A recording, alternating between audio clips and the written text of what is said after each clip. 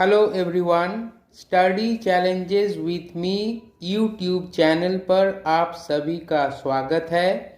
Students, आज हम discuss करेंगे 9th स्टैंडर्ड का साइंस का केमिस्ट्री सब्जेक्ट का chapter structure of the atom पर। यह वीडियो इस चैप्टर का पार्ट 1 है, तो इस वीडियो के अंत तक जरूर बने रहिए।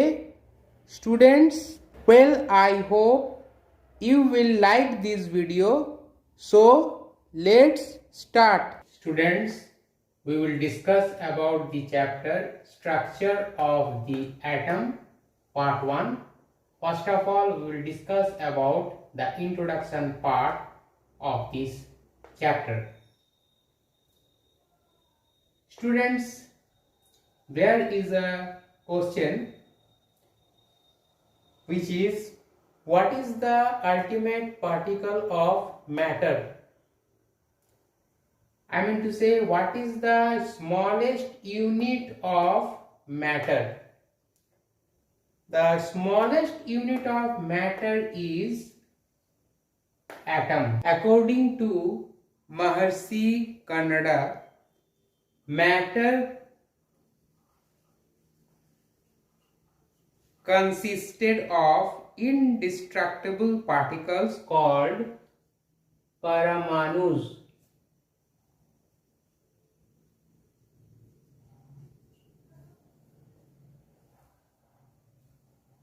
Param means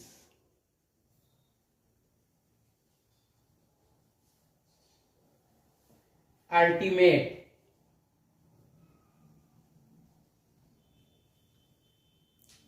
and Anu means particle.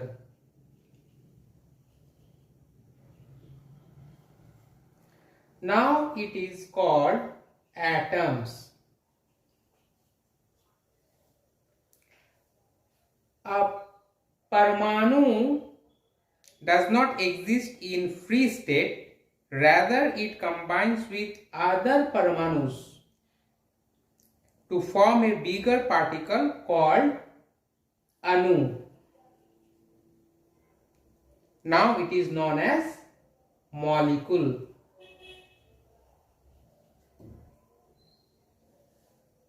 So there are different types of Parmanus.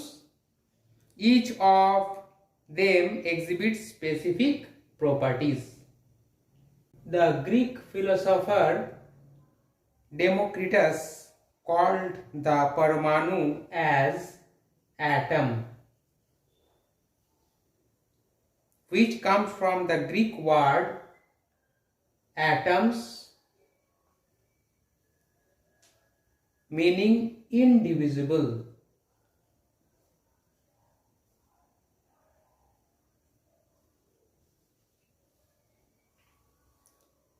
But the first scientific theory about the structure of matter was given by John Dalton,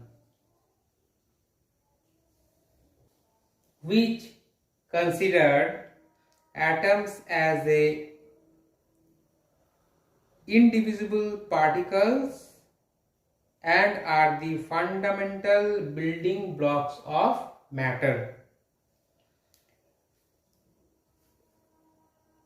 Now we will discuss about the main postulates of John Dalton's atomic theory. First point is, matter consists of very small and indivisible particles called atoms. Atoms can neither be created nor can be destroyed. The atoms of an element are alike in all respects, but they differ from the atoms of other elements. Atoms of an element combine in small numbers to form molecules.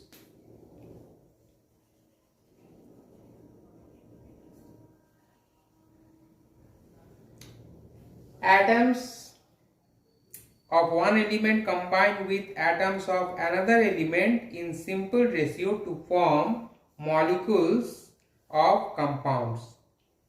Atoms are the smallest units of matter that can take part in a chemical reaction. So, introduction part is over. अभी हम चर्चा करेंगे अध्याय परमाणु की संरचना भाग 1 के बारे में। क्या आप बता सकते हैं कि पदार्थ का परम कण क्या है, यानी पदार्थ का सबसे छोटा इकाई क्या है? इसका उत्तर है परमाणु।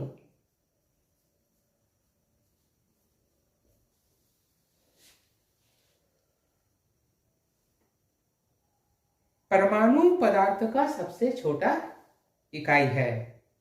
महर्षि कन्नड़ के अनुसार पदार्थ का निर्माण हुआ है अविनाशी कणों के द्वारा, जिसे हम परमाणु कहते हैं। परमाणु मुक्त अवस्था में मौजूद नहीं है। एक परमाणु दूसरे परमाणुओं के साथ मिलकर एक बड़े कण का निर्माण करता है, जिसे हम कहते हैं अणु। और इसका मतलब है मॉलिक्यूल, यानी कई परमाणु यानी एटम आपस में मिलकर मॉलिक्यूल यानी अणु का निर्माण करता है। और ये जो परमाणु है ये अलग अलग तरह के होते हैं और हर एक परमाणु अपने विशिष्ट गुणों को प्रदर्शित करते हैं। ग्रीक दार्शनिक डेमोक्रिटस परमाणु के नाम दिए थे एटम। ग्रीक शब्द में एटम का अर्थ है अभाज्य। पदार्थ के संरचना के बारे में सर्वप्रथम वैज्ञानिक सिद्धांत का प्रतिपादन किया था जॉन डाल्टन ने। उन्होंने कहा था परमाणु एक अभाज्य कण तथा पदार्थ का मूलभूत निर्माण खंड है।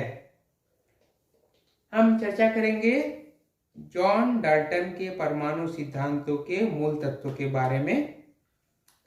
इसमें पहला बिंदु यह है कि पदार्थ के छोटे छोटे अभाज्य कणों से बना है, यानी पदार्थ छोटे छोटे अभाज्य कणों से बना है जिसे परमाणु कहा जाता है। और परमाणुओं का ना तो निर्माण संभव है और ना ही विनाश। किसी तत्व का परमाणु एक समान होते हैं सभी प्रकार से, किंतु दूसरे तत्वों के परमाणु से वो अलग होते हैं। और चौथा बिंदु है किसी तत्व के परमाणु आपस में मिलकर अणुओं का निर्माण करता है। पांचवा बिंदु एक तत्व का परमाणु दूसरे तत्व के परमाणुओं से साधारण अनुपात में मिलकर अणुओं का यौगिकों का निर्माण करता है। और अंतिम बिंदु है पदार्थ की सबसे छोटी इकाई है परमाणु, जो किसी रासायनिक क्रिया में भाग लेते हैं। As we know that the smallest particle of a matter is an atom. An atom is made up of charged particles. So charged particles in matter are, we can see from this figure, proton, electron and neutron. These are the charged particles in matter which are present in an atom. So from this figure we can see here it is the nucleus of an atom, and inside the nucleus proton and neutron are present. It is neutron and this one is proton, and these are electrons which revolve around the nucleus in its own orbit. Basically proton is positive charge particle, electron is negative charge particle, and neutron is chargeless or neutral. अभी हम चर्चा करेंगे पदार्थ के आवेशित कणों के बारे में। हम जानते हैं कि जो पदार्थ है उनका सबसे छोटा इकाई को हम कहते हैं परमाणु, और परमाणु में कई आवेशित कण मौजूद होते हैं जिसे हम कहते हैं प्रोटॉन, इलेक्ट्रॉन और न्यूट्रॉन। तो एटम का जो नाभिक है जिसे हम न्यूक्लियस कहते हैं वहाँ मौजूद होता है प्रोटॉन और न्यूट्रॉन, और इस न्यूक्लियस के बाहर में जितने भी कक्ष होते हैं उनमें इलेक्ट्रॉन घूमते रहते हैं इन जो नाभिक है इनके चारों ओर, और ये इलेक्ट्रॉन जो होते हैं वो ऋणात्मक आवेशित होते हैं, प्रोटॉन धनात्मक आवेशित होते हैं, और न्यूट्रॉन के पास कोई आवेश नहीं होता है, ये उदासीन होते हैं।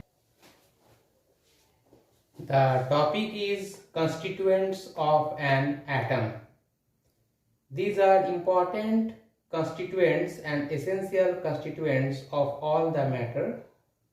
Basically, these are important constituents of an atom: electron, proton and neutron. Discovery of electron, proton and neutron. Electron discovered by the scientist J.J. Thomson in the year 1897. Proton discovered by E. Rutherford in 1909, and neutron discovered by James Chadwick in 1932. अभी हम चर्चा करेंगे परमाणु के घटकों के बारे में। परमाणु के 3 महत्वपूर्ण घटक होते हैं: इलेक्ट्रॉन, प्रोटॉन, न्यूट्रॉन, जिसे किसी भी पदार्थ का जरूरी घटक भी कहा जाता है। इलेक्ट्रॉन, प्रोटॉन और न्यूट्रॉन के आविष्कारक इस प्रकार हैं। इलेक्ट्रॉन का आविष्कार किया गया था J.J. थॉमसन के द्वारा 1897 में। प्रोटॉन का आविष्कार करता है E. रुदरफोर्ड, इन्होंने 1909 में प्रोटॉन को आविष्कार किया, और न्यूट्रॉन के आविष्कार करता है जेम्स चैडविक सन 1932 में न्यूट्रॉन का आविष्कार हुआ था। Topic is Thomson's model of an atom. J.J. Thomson was the first one who proposed a model for the structure of the atom. After the discovery of electron and protons, J.J. Thomson proposed a plum pudding model of the atom. Thomson proposed the model of an atom to be similar to that of a Christmas pudding. The electrons in a sphere positive charge were like currants, dry fruits in a spherical Christmas pudding. We can also think of a watermelon. It just looks like a watermelon. The positive charge in the atom is spread all over like the red edible part of the watermelon, while the electrons are studded in the positively charged sphere like the seeds in the watermelon. And according to Thomson's model of an atom consists and considered to be a sphere of unit positive charge, and electrons are embedded into it. The total positive charge is equal to the total negative charge, and electrons are embedded in it. So the atom as a whole is electrically neutral. the mass of the atom is considered to be uniformly distributed, and this is the Thomson's plum pudding model of the atom. अभी हम चर्चा करेंगे Thomson's के परमाणु model के बारे में। J Thomson ने ही सबसे पहले एक मॉडल का प्रस्ताव रखा था जो संबंधित था परमाणु के संरचना से। थॉमसन के द्वारा प्रस्तावित एक परमाणु का मॉडल जो बिल्कुल एक क्रिसमस हलवा की तरह है, इसमें स्थित जो इलेक्ट्रॉन्स है वो सूखी किशमिश की तरह है जो कि क्रिसमस के हलवे के ऊपर सजा हुआ है। इसमें जो परमाणु के गोलक हैं वो धनात्मक आवेश युक्त होता है, और थॉमसन्स के जो परमाणु के मॉडल है इसको हम तरबूज से भी तुलना कर सकते हैं। इसमें जो धनात्मक आवेश युक्त परमाणु के गोलक हैं वो तरबूज के लाल अंश की तरह है जो हम खा सकते हैं, और इसके ऊपर जो ऋणात्मक आवेश युक्त इलेक्ट्रॉन्स है ये है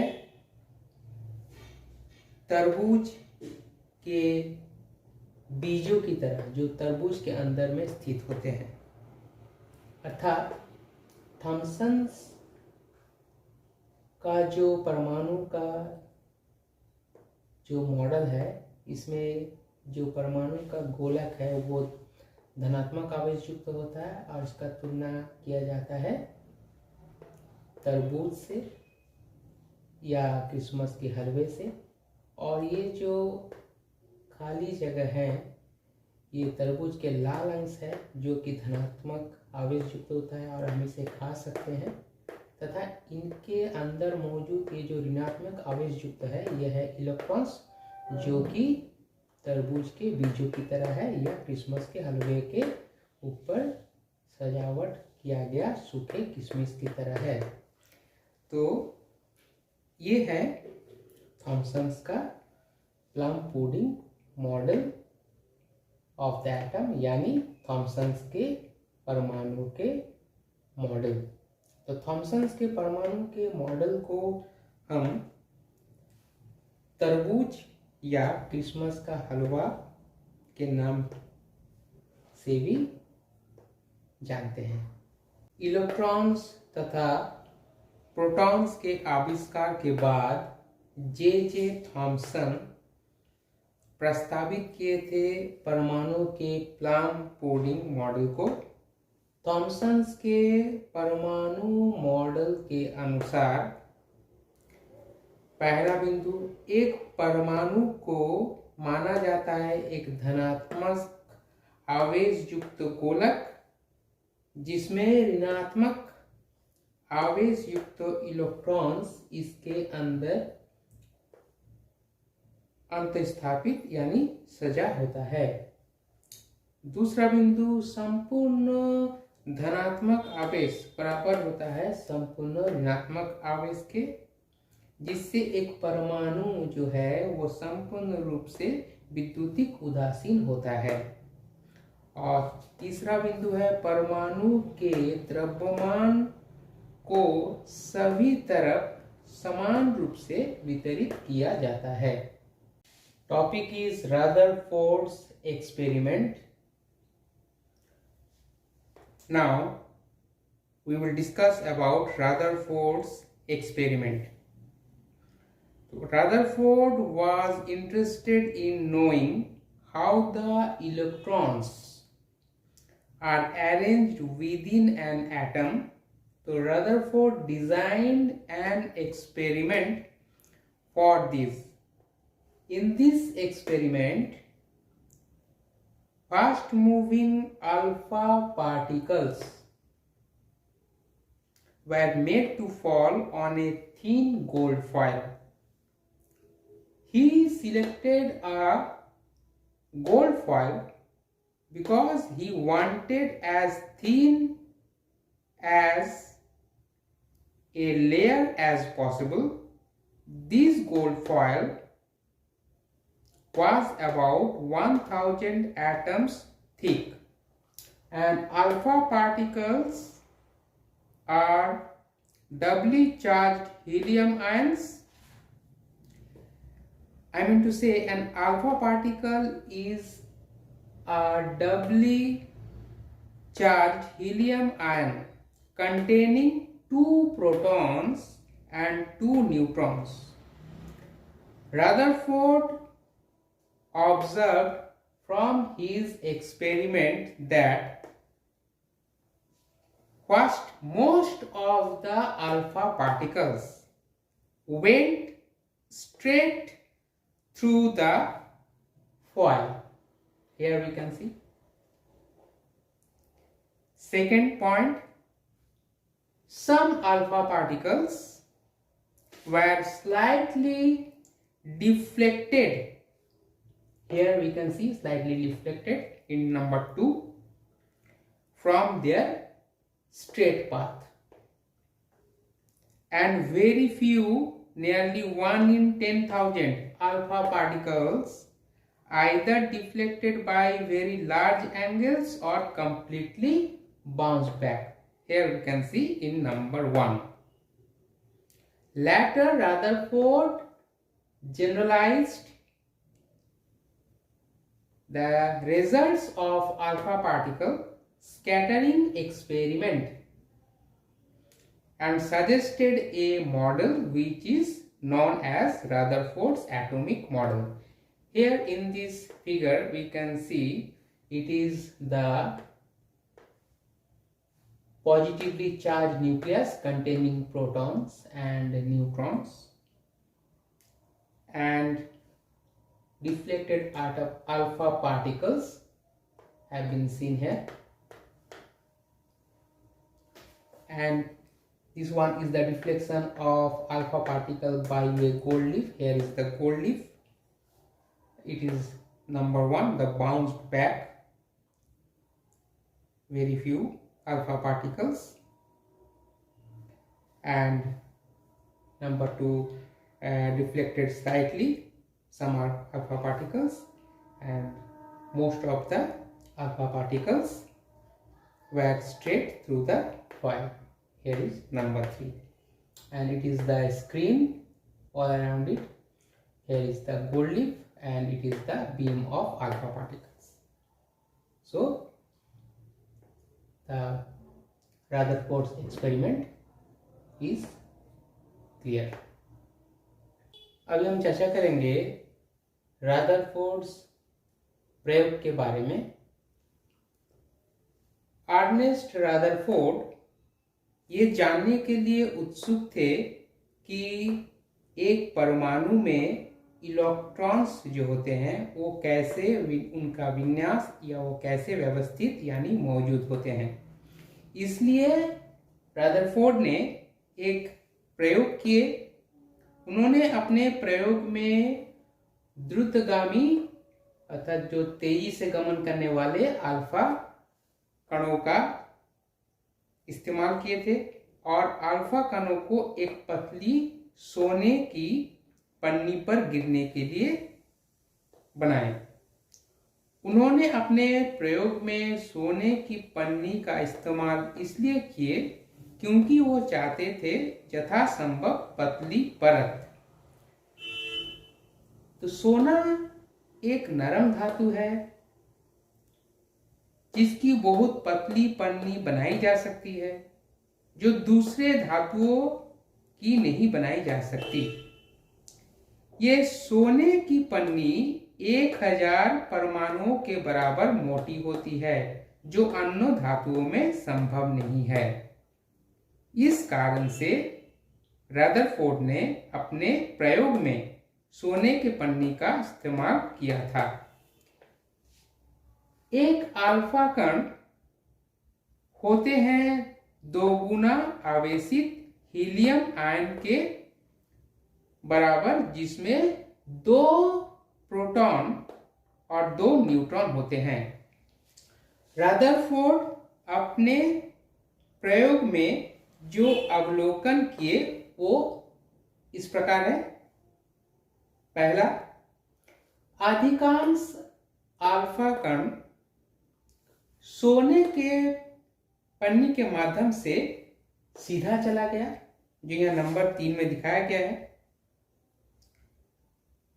कुछ अल्फा कण थोड़ा विक्षेपित यानी डिफ्लेक्टेड हो गए उसके सीधे रास्ते से, जो नंबर 2 में दिखाया गया है।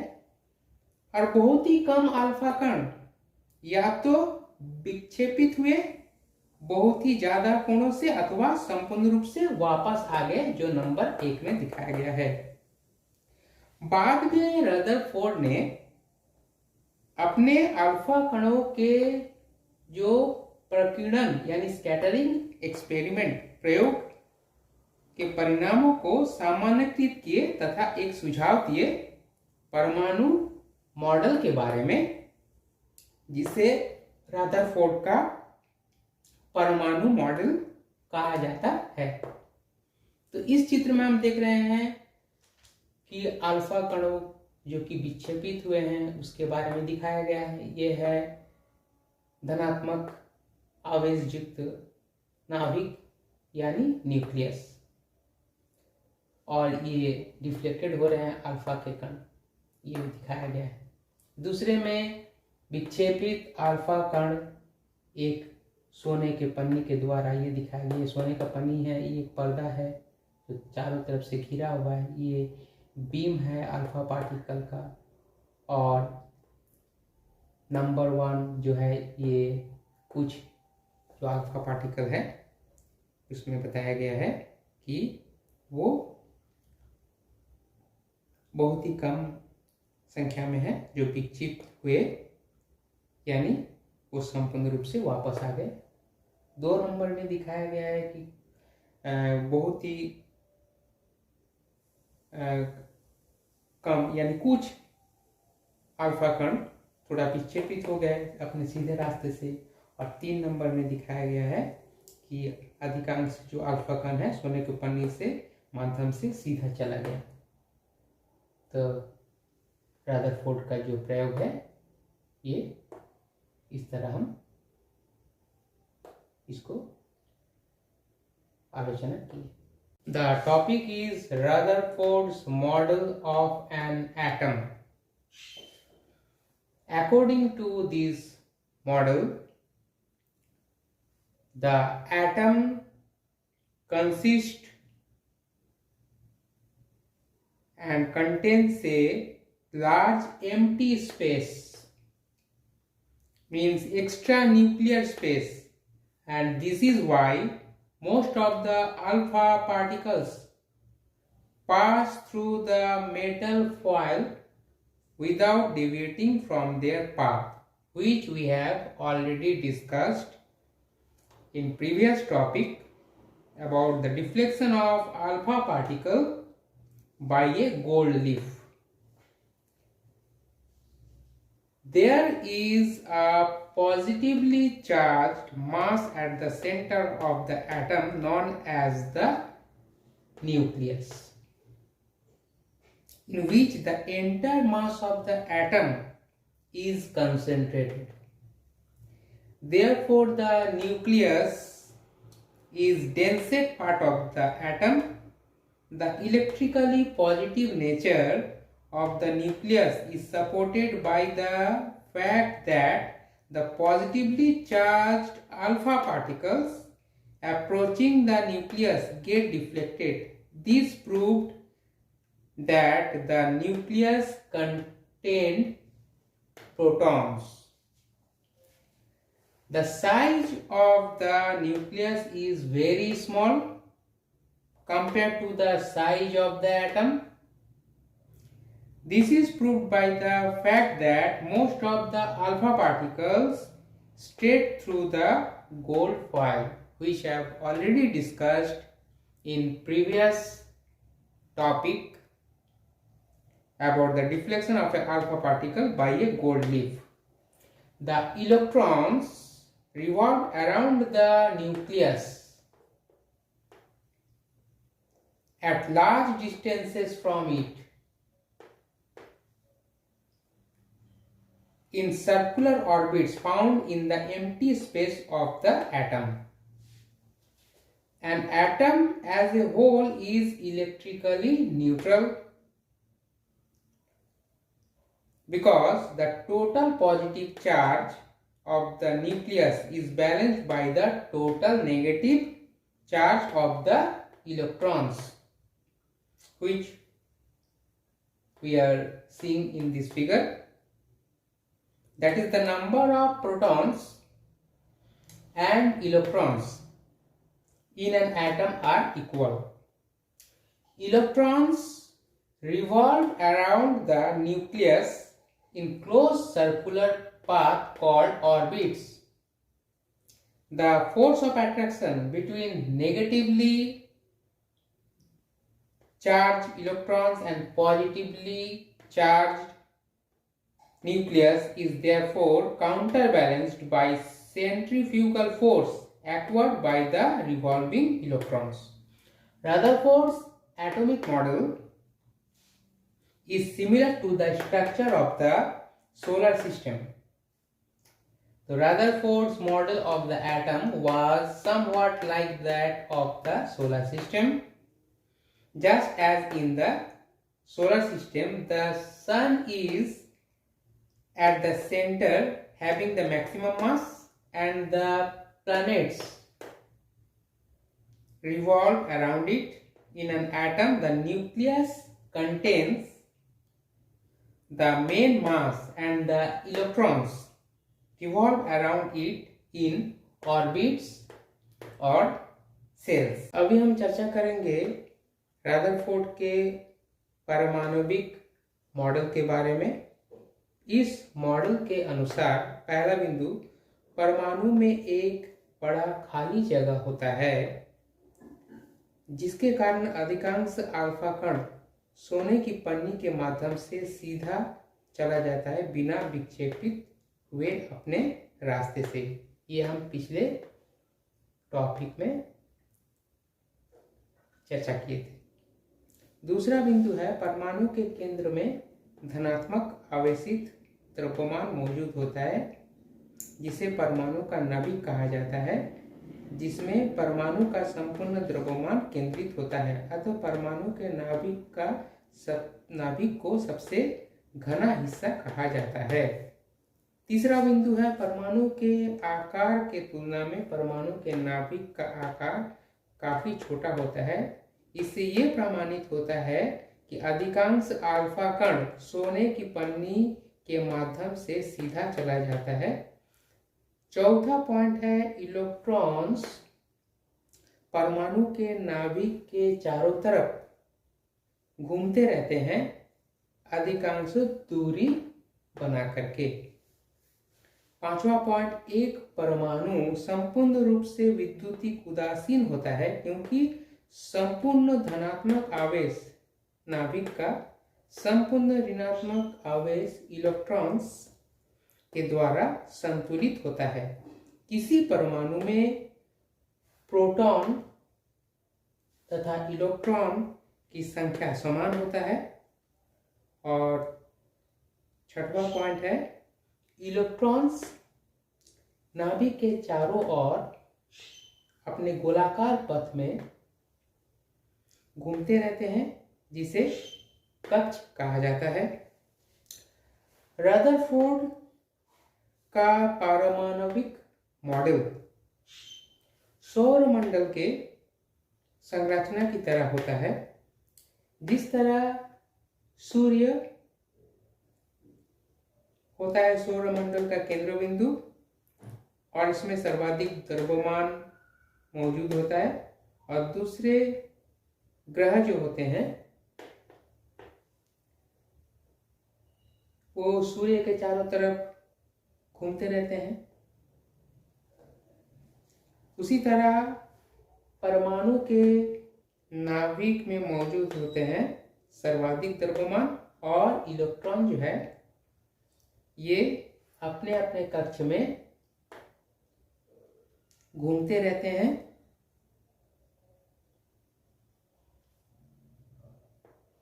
नाभिक के चारों ओर। तो ये रहा रदरफोर्ड का पारमाणविक मॉडल का विस्तारित रूप। The topic is drawback of Rutherford's model of an atom. The comparison of electrons with the planets in the solar system is the main drawback of Rutherford's model of an atom. According to the classical laws of mechanics and electrodynamics, if an electrically charged particle in motion, it inevitably radiates energy. Thus, an electron, when moving around the nucleus continually, should radiate energy, that is, loses energy. As a result, it should be gradually pulled towards the nucleus and end up colliding with it. Here you can see. This should result in the total collapse of the atom. So, if it was so, the atom should be highly unstable and hence matter would not exist in the form that we know. However, we know that the atom is structurally stable. Thus, Rutherford's model of an atom could not explain this stability, and it is the main drawback of Rutherford's model of an atom. अभी हम चर्चा करेंगे Rutherford के परमाणु model की कमियां, दोष या सीमाएं के बारे में। रदरफोर्ड ने इलेक्ट्रॉन की तुलना किए थे सौरमंडल के ग्रहों के साथ। यही सबसे बड़ा कमियां या दोष था रदरफोर्ड के एटॉमिक मॉडल में। रदरफोर्ड ने बताया कि इलेक्ट्रॉन नाभिक के चारों ओर चक्कर लगाते रहते हैं। अगर ऐसा होता है तो इससे परमाणु के स्थायित्व को नहीं समझाया जा सकता। इसके अलावा नाभिक के चारों ओर इलेक्ट्रॉन का वितरण किस प्रकार से होता है, ये भी इसमें नहीं समझाया गया। अतः यही है रदरफोर्ड के पारमाणविक मॉडल के कुछ खामियां, दोष या सीमाएं। तो कैसा लगा आज का वीडियो? यदि इस विषय पर कोई डाउट हो तो प्लीज कमेंट बॉक्स में जरूर बताएं। तो स्टूडेंट्स, प्लीज मेरे चैनल को लाइक, शेयर एंड सब्सक्राइब करें और साथ ही नीचे दिए गए बेल आइकन को क्लिक करें ताकि मेरे अगले नए वीडियो का नोटिफिकेशन आपको मिले सबसे पहले। Please support me. Thank you.